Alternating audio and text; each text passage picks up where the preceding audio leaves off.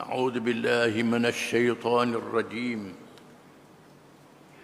إن الذين يكتمون ما أنزلنا من البينات والهدى من بعد ما بيناه للناس في الكتاب أولئك يلعنهم الله ويلعنهم اللاعنون إلا الذين تابوا وأصلحوا وبينوا فأولئك أتوب عليهم وأنا التواب الرحيم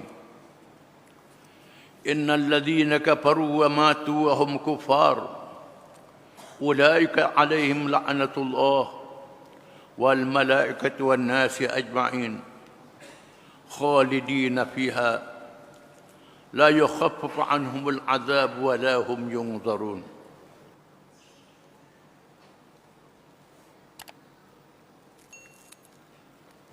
Maksudnya, sesungguhnya orang-orang yang menyembunyikan apa yang telah kami turunkan dari keterangan-keterangan dan petunjuk hidayah sesudah kami menerangkan kepada manusia di dalam kitab suci. Mereka itu dilaknat oleh Allah dan dilaknat oleh sekalian makhluk, kecuali orang-orang yang bertaubat dan memperbaiki amal buruk mereka serta menerangkan apa yang mereka sembunyikan, maka orang-orang itu aku terima taubat mereka, dan akulah yang amat menerima taubat lagi amat mengasihani. Sesungguhnya orang-orang yang kafir dan mereka mati sedang mereka tetap dalam keadaan kafir, mereka itulah orang-orang yang ditimpa laknat Allah dan malaikat serta manusia sekaliannya. Mereka kekal di dalam laknat itu, tidak diringankan azab seksa dari mereka, dan mereka pula tidak diberikan tempoh atau perhatian.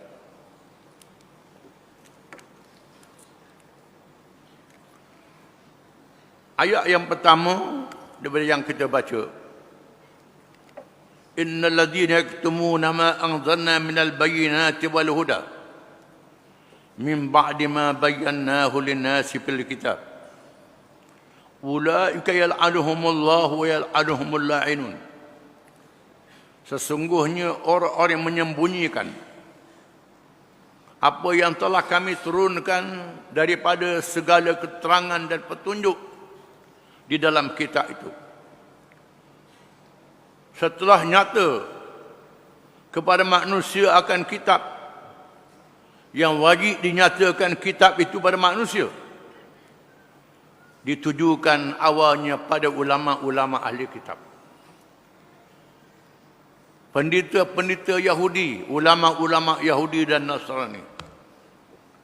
Mereka tahu bahawa berita kelahiran Nabi Muhammad SAW disebut dalam kitab-kitab suci itu. Sepatutnya mereka beritahu pada pengikut-pengikut mereka, termasuklah sami-sami Hindu, disebut dalam kitab Veda kelahiran Muhammad Nabi akhir zaman. Tiba-tiba mereka ini menyembunyikan berita kelahiran Nabi Muhammad SAW. Mereka ini dilaknat oleh Allah, dilaknat oleh semua yang melaknat di kalangan manusia, malaikat, termasuk binatang-binatang yang melata di bumi dan burung yang terbang di udara. Apabila Allah memberi kelebihan kepada ahli-ahli ilmu, para ulama diberi kelebihan oleh Allah pada mereka kalau mereka betul-betul menunaikan kewajipan, sehingga beristighfar untuk mereka oleh malaikat-malaikat di langit dan makhluk-makhluk yang ada di bumi. Ini kelebihan yang diberi pada ulama. Makhluk di langit dan di bumi berdoa dan beristighfar untuk mereka. Tetapi ingat, kalau mereka menyembunyikan ilmu mereka, mereka dilaknat oleh malaikat di langit dan makhluk-makhluk yang ada di bumi. pada awalnya khusus kepada ulama-ulama ahli kitab, Yahudi dan Kristian. Di antara mereka yang ada di Madinah, yang menunggu kedatangan Nabi akhir zaman, dia buktikan adanya ulama-ulama mereka seperti Abdullah bin Salam radhiyallahu anhu, ulama Yahudi yang masuk Islam setelah berdebat dengan Nabi sallallahu alaihi wasallam. Mukhairib yang mati dalam perang Uhud, Nabi kata masuk syurga dia. Sebaik saja masuk Islam, tak sempat nak sembahyang. Dimuliakan oleh Allah Ta'ala. Tetapi mereka yang menyembunyikan, tak cerita pada pengikut-pengikut mereka, dilaknat oleh Allah. Oleh kerana Quran ialah petunjuk pada seluruh manusia, hudan linnas. Ayat ini ditujukan juga pada ulama-ulama Islam. Ulama-ulama Islam kita yang tak beritahu pada orang ramai perkara yang sebenar. Kerana nak jaga pangkat, nak jaga kedudukan, nak cari harta, nak cari kelebihan dunia. Mengampu pada pemerintah-pemerintah yang zalim. Menyembunyikan kebenaran, tak beritahu pada orang ramai. Ulaika yal'anuhumullah, mereka dilaknat oleh Allah. Wa yal'anuhumul la'inun, dilaknat oleh semua yang melaknat, makhluk-makhluk yang ada di langit dan di bumi. Disebut dalam hadis, barang siapa yang menyembunyikan ilmunya yang sebenar, tak beritahu pada orang ramai, disimpalkan mulutnya dengan api neraka pada hari kiamat. Disebut dalam hadis. Banyak lagi hadis-hadis yang lain dituju pada ulama-ulama, lebih pada orang lain kalau mereka menyembunyikan yang sebenar, sehingga orang ramai jadi sesat. Termasuklah yang diam, tak bercakap, diam bawa diri dia saja, tak tunjuk pada orang ramai. As-sakitu 'anil haq syaitanun akhras. Orang yang diam, tak beritahu perkara yang sebenar pada orang ramai, syaitan bisu. Ini syaitan bisu. Termasuk syaitan juga. Dengan sebab dia senyap, dia diam, orang ramai kata Tok Guru pun tak kata apa, tak apa lah tu. Ini bahayanya bila ulama mendiamkan diri. Mereka adalah warasatul anbiya, waris nabi-nabi. Nabi-nabi menyampaikan kebenaran kepada manusia dengan gagah berani. Di mana mereka menyampaikan risalah, dia mesti berani, takut pada Allah Ta'ala. Innama yakhshallaha min ibadihil ulama. Sesungguhnya yang takut pada Allah ialah hamba-hambanya yang ulama. Mereka takut pada Allah Ta'ala. Kalau sekiranya mereka takut pada manusia, jaga hal dunia perut saja, tak berani orang ramai jadi sesat. Jaga mereka dilaknat oleh Allah, dilaknat oleh semua yang melaknat. Kecuali dalam ilmu-ilmu faraq yang tertentu, yang boleh menimbulkan masalah, mereka boleh mendiamkan diri. Dalam perkara faraq, perkara khilaf di kalangan ulama, itu tak apa, takut jadi fitnah. Contohnya orang yang hidup dia mazhab Syafi'i, hidup dalam negeri mazhab Hanafi. Kalau waktu ambil mazhab Syafi'i, jadi bergaduh dalam perkara faraq. Mazhab Syafi'i sunat baca kunut subuh.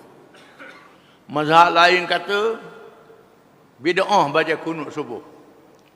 Maka jangan baca kunut tepat orang yang mazhab lain, sampai jadi balah benda faraq. Ini tak boleh.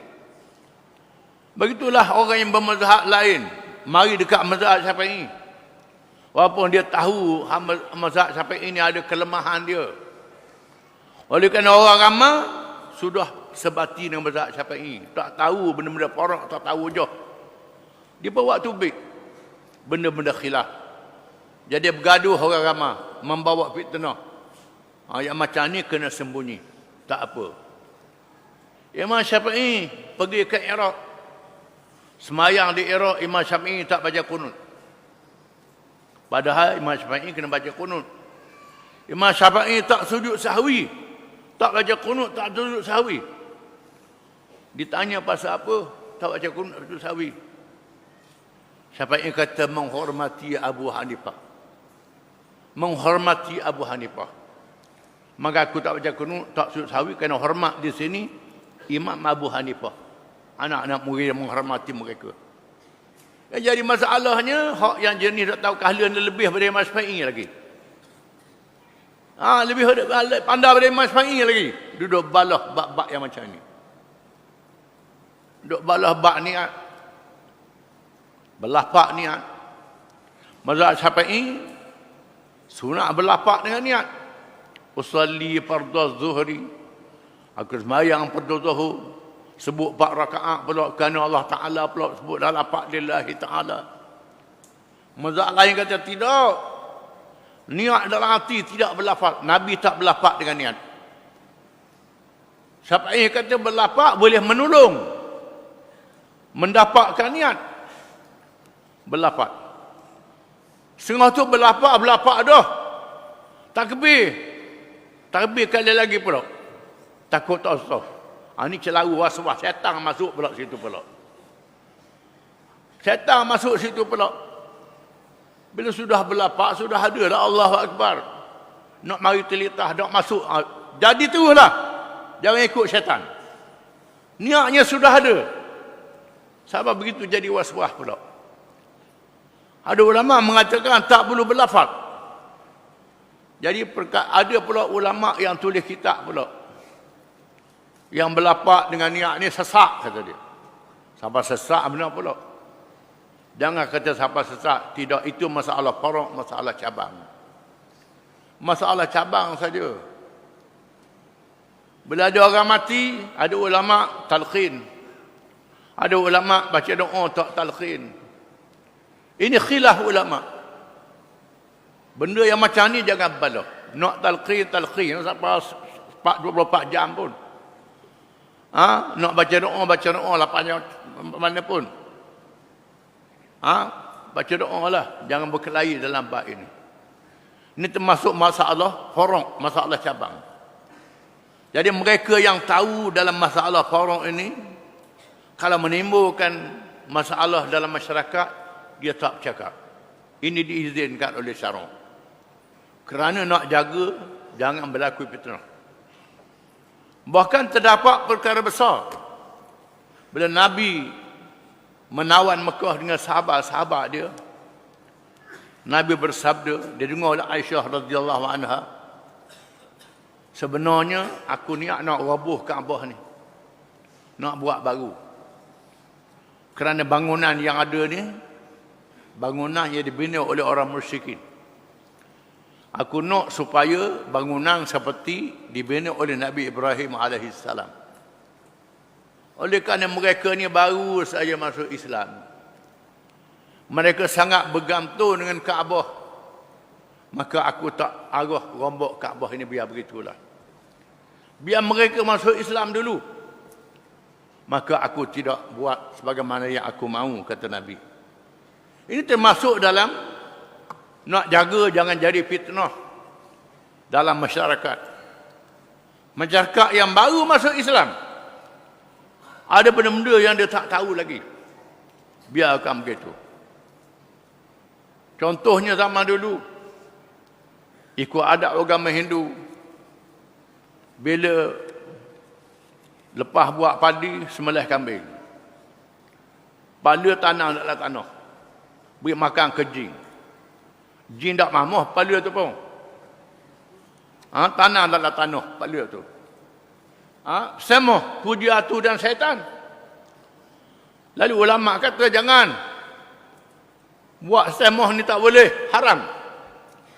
Makanlah pada kambing tu. Makan kita.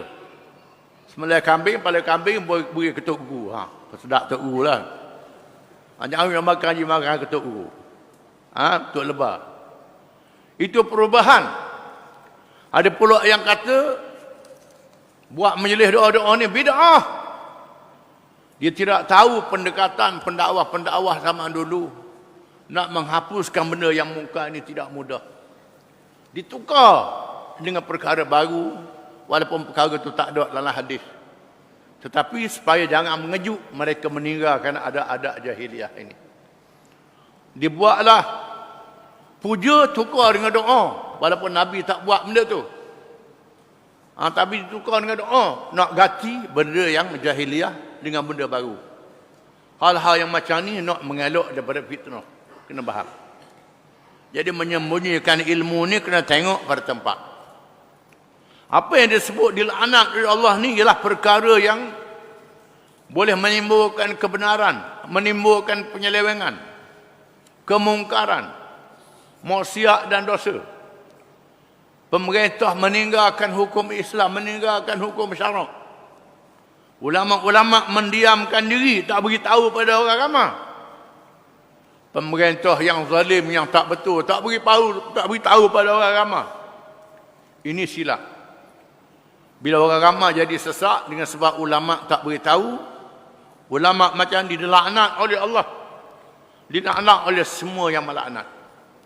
Disebut di dalam asar, semut-semut, anak-anak, ular-ular dan sebagainya yang duduk dalam tanah.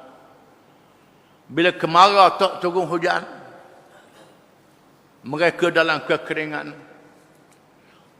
Pasal apa jadi begini? Hujan tak turun. Sebab kerana ulama tidak menjalankan tugas mereka. Tuhan turunkan bala. Dan sebab ulama inilah hujan tak turun, maka segala anak-anak dan semut-semut melaknat ulama-ulama yang menjadi sebab turunnya bencana, kemarau dan sebagainya. Itu katakan dilaknat oleh semua yang melaknat. Illa alladzina tabu, malaikan orang-orang yang bertaubat. Setelah dia sedar, dia silap, tak terang pada orang ramai, dia bertaubat, dia beristighfar. Wa aslahu, dan dia melakukan islah, dia baiki semula. Wa bayyanu, dan terang pada orang ramai. Terang pada orang ramai. Fa ulaika atubu alaihim wa ana at-tawwabur rahim. Mereka itu aku terima taubat mereka. Dan Allah Maha menerima taubat lagi Maha penyayang. Disebut ada seorang ulama yang mendiam diri terhadap kemungkaran. Tiba-tiba orang buat mungkar. Pasal apa orang buat benda mungkar, benda jahat ni? Lalu orang kata sebabnya orang alim tu tak tegur. Bila tak tegur tak apalah. Bila dia tengok berlakunya kemungkaran yang tersebar itu, dia menangis seorang diri dia. Dia menangis, bertahajud, buat ibadat, menangis kerana tengok manusia dengan kemungkaran. Lalu Allah mewahyukan pada seorang Nabi di zaman itu. Allah suruh pergi, Nabi itu pergi ke negeri itu, beritahu ke orang alim tu, mudah saya nangislah, tak ada apa. Tak ada apa mu nangis dengan sebab mu diam orang buat maksiat. Mu kena bertaubat, mu kena beritahu pada orang ramai. Cerita pada orang ramai. Ini mungkar, ini salah. Betul orang ramai itu. Baru Tuhan terima taubatmu. Kalau sekadar mu tengok saja, kelis saja tak ubah orang ramai, orang ramai sesak dengan sebab mu, terimalah paduh dan dosanya. Bertaubat, melakukan islah, buat baik, pembaikan, dan menerangkan pada orang ramai, mereka diterima taubat oleh Allah Ta'ala. Seterusnya Allah Ta'ala menegaskan, innal ladzina kafaru, sesungguhnya orang-orang yang kafir, wa matu wa hum kufar, mereka mati dalam keadaan kafir, tak masuk Islam. Mereka yang kafir, khususnya ulama-ulama yang kafir tadi, tak terang pada orang ramai, ulama-ulama Yahudi, ulama Kristian, yang tak terang pada orang ramai, mati dalam keadaan kafir. Bahkan semua yang kafir itu mati dalam keadaan kafir. Ulaika alaihim la'natullah, mereka itu dilaknat oleh Allah. wal malaikah, dan malaikat, wan nasi ajma'in, dan seluruh manusia melaknat mereka. Melaknat, mengutuk mereka. Mengutuk mereka. Khalidina fiha, mereka kekal dalam neraka itu. Dalam neraka pun dilaknat antara satu sama lain. La yukhaffafu anhumul adab wala hum yunzarun. Tidak diringankan azab yang dikenakan pada mereka. Dan mereka tidak dipandang dengan rahmat untuk dikeluarkan dari azab itu. Mereka kekal dalam neraka. Itulah janji Allah Subhanahu wa taala.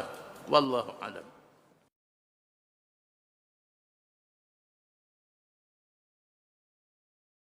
A'udzu billahi minasy syaithanir rajim. Wa ilahukum ilahun wahidun la ilaha illa huwar rahmanur rahim.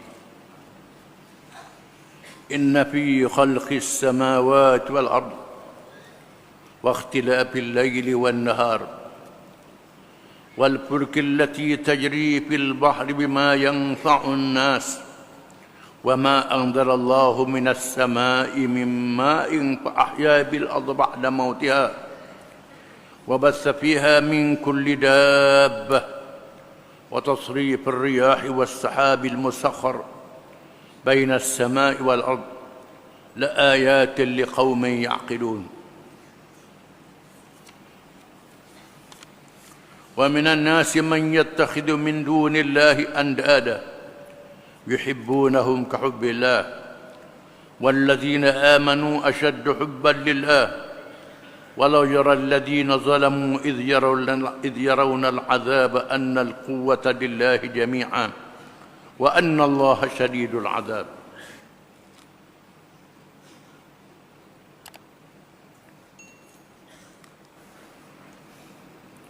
Maksudnya, dan Tuhan kamu ialah Tuhan yang Maha Esa. Tiadalah Tuhan yang berhak disembah dengan sebenarnya selain Allah, yang amat pemurah lagi amat mengasihani.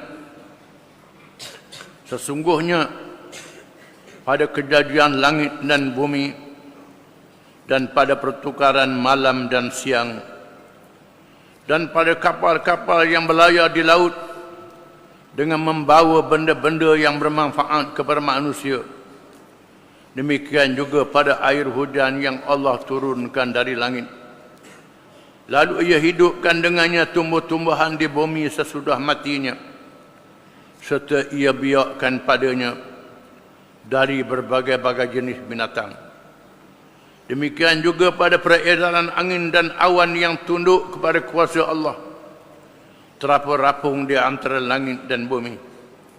Sesungguhnya pada semuanya itu ada tanda-tanda yang membuktikan keesaan Allah dan kekuasaannya, kebijaksanaannya dan keluasan rahmatnya bagi kaum yang mahu menggunakan akal fikiran. Walaupun demikian, ada juga di antara manusia yang mengambil selain dari Allah untuk menjadi sekutu-sekutu Allah. Mereka mencintainya, memuja dan mentaatinya sebagaimana mereka mencintai Allah. Sedang orang-orang yang beriman itu lebih cinta taat kepada Allah. Dan kalaulah orang-orang yang melakukan kezaliman syirik itu mengetahui ketika mereka melihat azab pada hari akhirat kelak, bahawa sesungguhnya kekuatan dan kekuasaan itu semuanya tertentu bagi Allah, dan bahawa sesungguhnya Allah amat berat azab seksanya, nescaya mereka tidak melakukan kezaliman itu.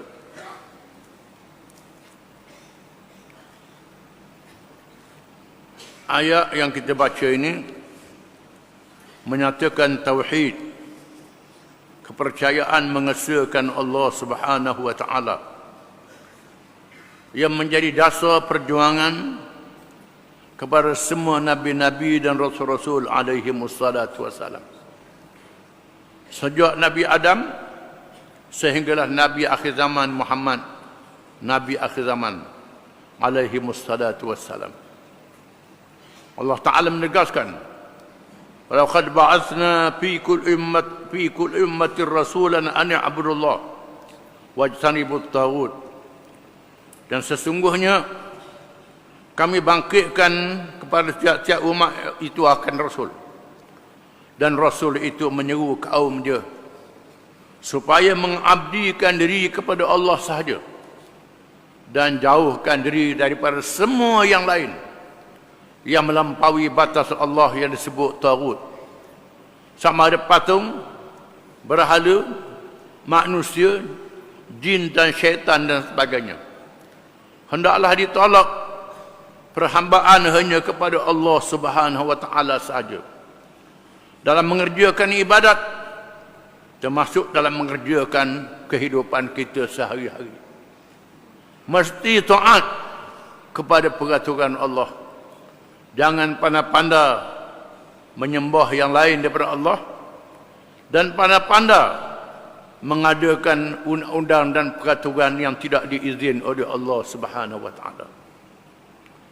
Wa ilahukum ilahun wahid, dan Tuhan kamu itu Tuhan yang satu. Ilah, Allah dia sahaja Tuhan. Tuhan yang layak diibadatkan kepadanya, itu makna Allah.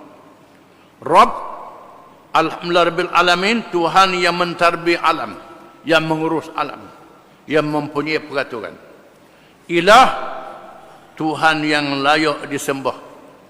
Tak ada yang lain yang layak beribadat kepadanya, melainkan dia saja. Tak ada bandingan dan tandingan sepertinya pada zatnya, sifatnya dan segala perbuatannya. La ilaha illahu, tidak ada Tuhan melainkan dia sahaja. Dia sahaja Tuhan. Jangan pandai-pandai lantik Tuhan yang lain daripada Allah, sehingga bodoh melantik patung-patung dan berhala yang dipahat, melantik syaitan-syaitan dan jin yang dipuja, termasuk manusia yang diangkat, yang dipatuhi dan ditaat macam Allah dan lebih daripada Allah. Jangan begitu. La ilah, tidak ada Tuhan yang layak disembah, diabdikan diri kepadanya, illahu, malaikat dia sahaja.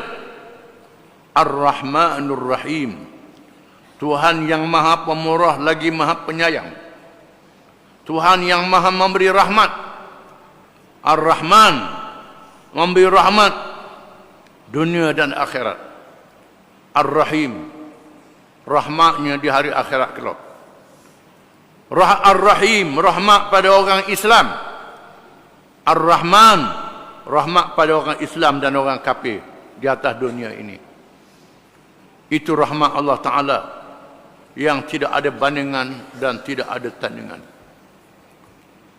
Bila Nabi SAW mengajak bertuhan kepada Allah sahaja, menolak Tuhan-Tuhan yang lain daripada Allah, orang-orang kafir musyrikin merasa pelik. Ajaran apa macam ni? Tuhan satu saja. Nak buat macam mana? Satu saja. Nak tarbiyah semua alam macam mana? Alam ni banyak. Dia saja. Dia tak tahu Allah itu maha berkuasa, maha bijaksana, walaupun dia saja. Tidak ada bandingan, tak ada tandingan. Lalu mereka mencabar Nabi SAW. Wahai Muhammad, kalau sungguh ajaran yang membawa ni benar, silakan mendoakan supaya Bukit Safa dan Marwah jadi emas. Bukit Mekah jadi emas, supaya kami kaya raya, boleh membeli kuda-kuda, membeli senjata-senjata, menjadi kaum yang paling kuat di atas muka bumi. Minta dengan Tuhan supaya Bukit Mekah jadi emas. Lalu Nabi SAW mengadu kepada Allah Ta'ala, minta supaya Allah Ta'ala jadikan Bukit Mekah jadi emas macam mereka nak. Turun malaikat Jibril. Wahai Muhammad, Tuhan boleh buat. Tuhan boleh buat bukit jadi emas belaka. Tetapi ingat, setelah Tuhan jadikan bukit itu emas, Kamu tak ikut juga. Kamu kafir juga. Macam umat zaman dulu lah. Rasul-Rasul tunjuk mukjizat. Ibrahim dibakar tidak hangus. Tak ikut juga Ibrahim. Nabi Musa alaihi salam, mukjizat tongkatnya. Tengok tongkat jadi ular, telang habis hula-hula. Tak ikut juga. Tuhan turunkan kemarau. Kalau sekiranya hilang kemarau ni beriman. Nabi Musa doa, habis kemarau dia ikut juga. Tuhan turunkan bala katuk, penuh katuk. Masuk dalam pinggang, dalam makuk, dalam rumah. Minta Nabi Musa doa hilang. Hilang, tak beriman juga. Darah, nak minum air tak boleh, jadi darah berlaku. Minta Nabi Musa doa, kalau hilang berlaku kami beriman. Tak beriman juga. Ini perangai manusia. Dan pernah disebut dalam surah Al-Imran, kita akan baca.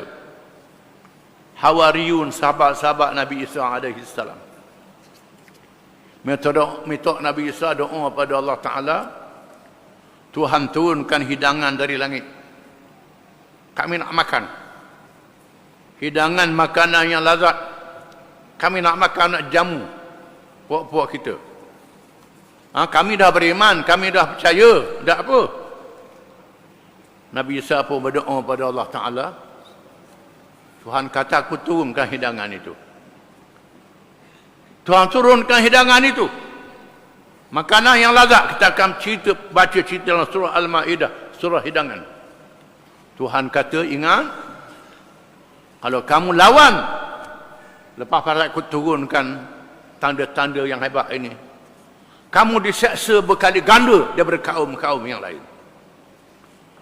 Begitulah bila malaikat diberi kata, wahai Muhammad, aku boleh, Tuhan kata, Tuhan sanggup, Tuhan bersedia kun fayakun.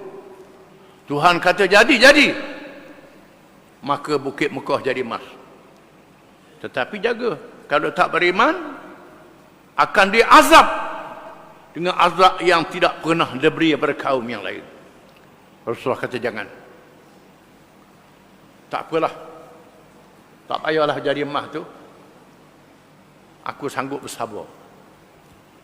Menyeru kaumku dengan hujah-hujah, dengan dalil-dalil, dengan bukti-bukti.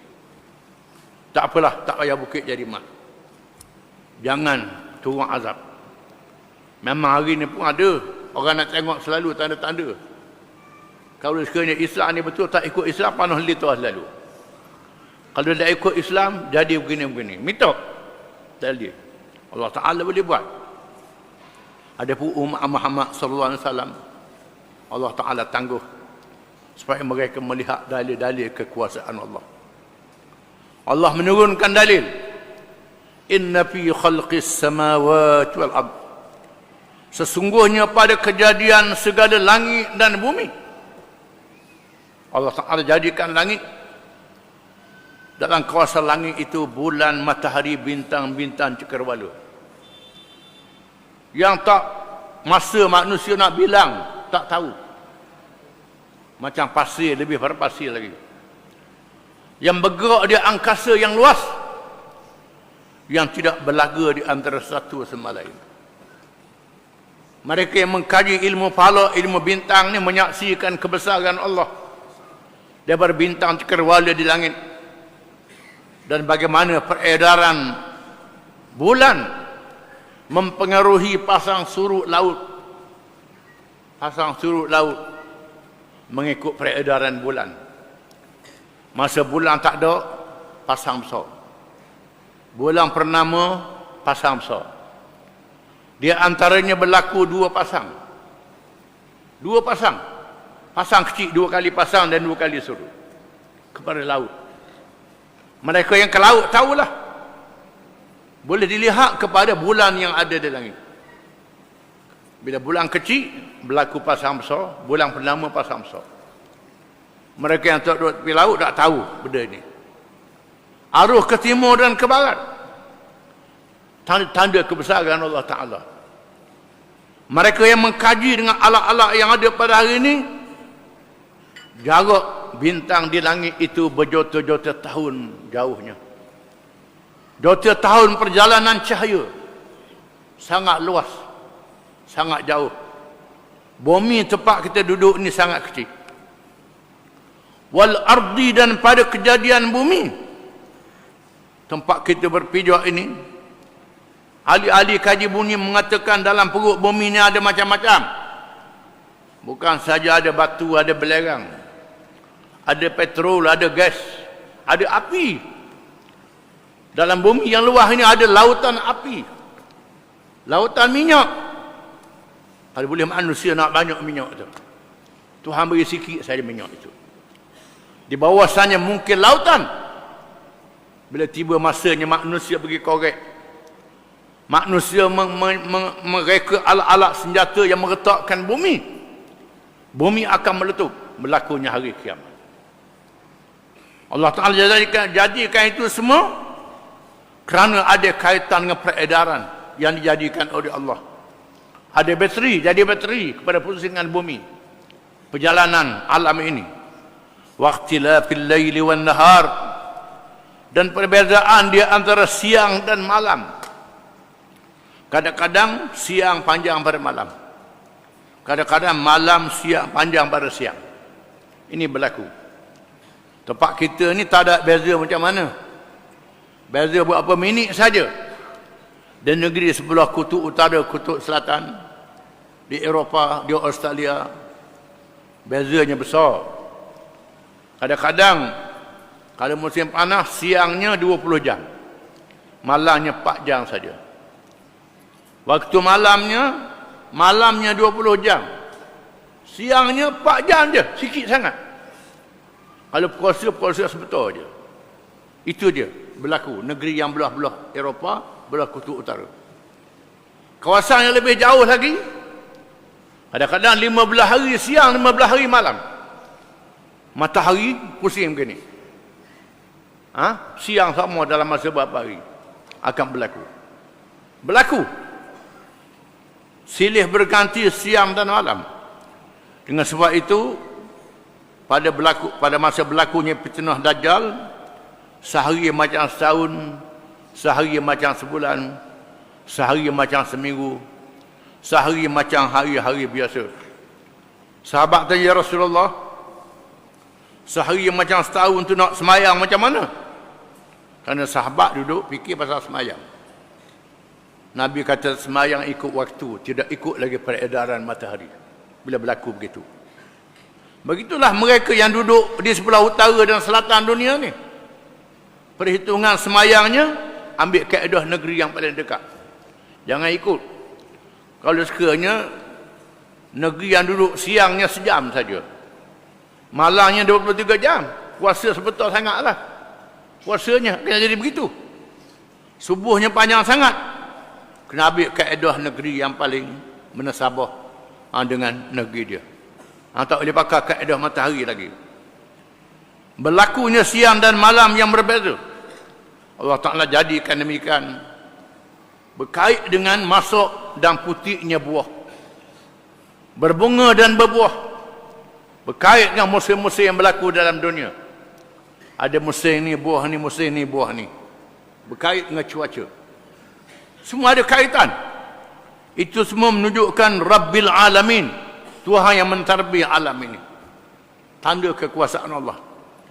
Wal fulkil lati tajri fil bahri bima yanfa'un nas, dan kapal yang berlayar di laut membawa apa yang memanfaatkan bagi manusia.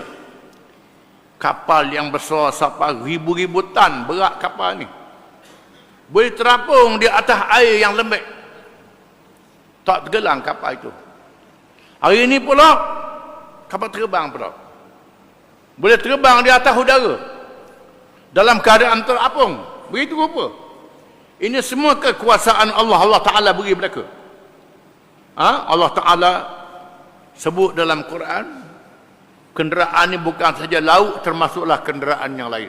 Dalam surah Yasin. Surah Yasin disebut bagaimana Allah Ta'ala jadikan kenderaan di laut dan yang lain-lain lagi.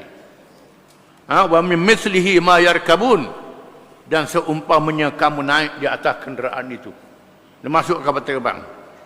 Itu semua dengan rahmat Allah Ta'ala. Allah sahabi rahmat. Kapal dah tenggelam. Kapal terbang boleh terbang di atas udara, bawa besi dan barang yang berat. Boleh terbang membawa kita ke kemari. Bima yang fa'um nas, dengan apa yang bermanfaat pada manusia. Wa ma anzalallahu minas sama'i mimma, dan apa yang Allah turunkan daripada langit, daripada air hujan. Turunnya air hujan. Dengan air hujan kita boleh minum. Jadi minuman pada kita. Boleh menyiram tanaman-tanaman kita. Menjadi minuman kepada binatang-binatang pemeliharaan kita. Fa ahya bihil ardha ba'da mautiha, dan menghidupkan dengan air itu akan bumi setelah mati kering kontang bumi itu. Bumi yang kering kontang, bila berlaku kemarau, tanaman mati kering, turun hujan hidup semula. Hidup semula. Begitulah hari kiamat. Allah Ta'ala boleh hidupkan semula manusia yang sudah mati. Wa basta fiha min kulli dabbah, Allah Ta'ala sebarkan di atas muka bumi tiap-tiap jenis binatang yang melata. Binatang yang kaki 4, binatang yang kaki 2, binatang yang berjalan dengan perut, dengan dada dia, binatang yang boleh terbang. Allah Ta'ala tetapkan rezeki masing-masing. Allah Ta'ala tetapkan kedudukan masing-masing dan peranan masing-masing. Semuanya mengandung hikmah yang dikehendaki oleh Allah Subhanahu Wa Ta'ala. Allah Ta'ala jadikan itu semua tidak sia-sia, ada guna. Wa tasrifir riyah, dan peredaran angin. Angin ke timur, ke barat, ke utara dan ke selatan. Kaabah menjadi ukuran. Kaabah di Mekah, bucu Kaabah itu ialah ukuran timur, barat, utara dan selatan yang paling betul. Ahli-ahli sains Islam yang mengkaji, tengok pak penjuru Kaabah, itulah ukuran timur, barat, utara, selatan yang paling betul. Ini kekuasaan Allah Ta'ala.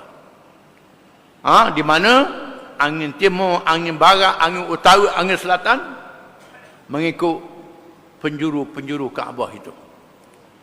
Washabil musakhkhari bainas sama'i wal ard, dan awan-awan yang diperintah di antara bumi dan langit, langit dan bumi. Awan yang terletak di antara langit dan bumi. Awan yang terkandung di dalamnya air yang banyak, terapung-apung di antara langit dan bumi. Menunjukkan banyak air dalam awan itu bila turun hujan. Matahari menyedut wap daripada laut yang masing. Dengan wap itu dia bawa ke langit menjadi air itu tawar. Jadi air tawar terapung di antara langit dan bumi.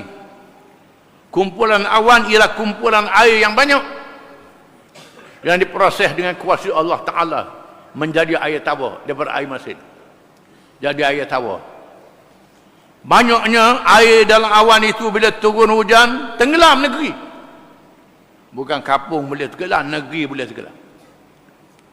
Kalau disuka, berjuta-juta kapal beratnya air itu, tapi tak jatuh di antara langit dan bumi. Allah Ta'ala arahkan di mana negeri yang hendak diturun, sama ada menjadi nikmat atau bala yang menghukum sesuatu kaum dengan hujan itu. Allah Ta'ala tak turunkan sekaligus, diturunkan sedikit demi sedikit dengan perintah Allah Ta'ala. Disebut dalam hadis qudsi, seorang yang soleh di zaman dahulu berjalan di padang, datang awan yang tebal dengan guruhnya. Tiba-tiba dia mendengar suara di langit. Turun di kebun Sianu bin Sianu, disebut namanya. Orang ni orang wali. Orang wali ni Tuhan buka hijab pada dia. Bila melihat alam gaib, sedang dia berjalan, dia mendengar dalam awan tu ada suara yang bercakap. Turun di kebun Sianu bin Sianu, sebut nama. Lalu dia tengok turun hujan. Lalu si wali orang soleh ni bekerja ke tempat itu. Nak tengok ada tak orang tu. Dia lihat ada seorang dalam kebun. Ada dalam kebun duduk menyaku, duduk kali parit. Elokkan air ni pergi ke tanaman dia.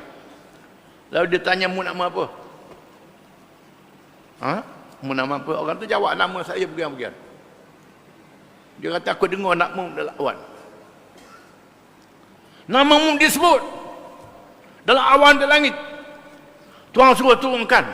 Apa benda amalmu? Membuat amal apa? Sebab begitu hebat namamu disebut dalam awan di langit. Lalu orang tu kata, aku kerja kebun ni lah. Kerja kebun ni. Comotnya hasil kebun ni aku bagi.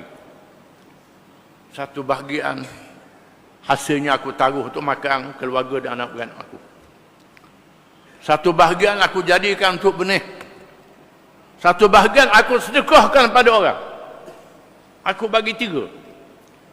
Satu bahagian untuk aku dan anak-anak makan keluarga. Satu bahagian untuk benih. Satu bahagian untuk bagi kepada orang. Inilah amalanku. Setiap kali boleh hasil, ini aku bagi begini, kata dia. Hebat. Allah Ta'ala tunjuk pada seorang yang soleh bagaimana nama disebut dalam awan di langit. Menunjukkan bahawa awan tu bergerak dengan perintah Allah Ta'ala. Bukan semena-mena. La ayatin liqaumin ya'qilun. Semua sekali menjadi tanda-tanda. Tanda-tanda keesaan Allah dan kekuasaan Allah Ta'ala. Ketuhanan Allah Ta'ala. Liqaumin ya'qilun. Bagi kaum yang berakal. Kaum yang menggunakan akal dia dengan betul akan beriman. Percaya. Ini kekuasaan Allah. Menambahkan iman dia. Orang yang akal dia tak betul, dia tak mikir apa.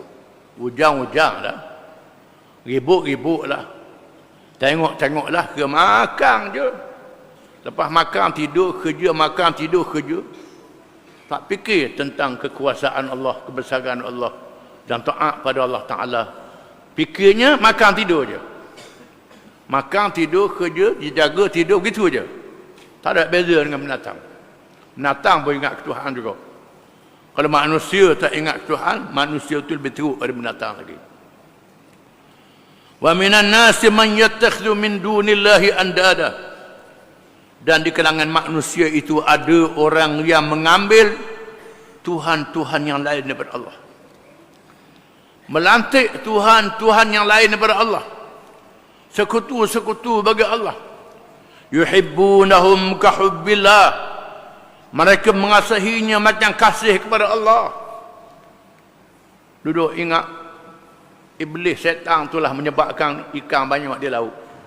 Lalu dipujanya iblis syaitan tu dengan buat semok. Iblis syaitan lah yang menyebabkan kebun-kebun dia subur. Lalu dijamunya iblis dan syaitan itu. Caranya kena sembah berhala, sembah tokong, buat pemujaan. Ini satu jenis.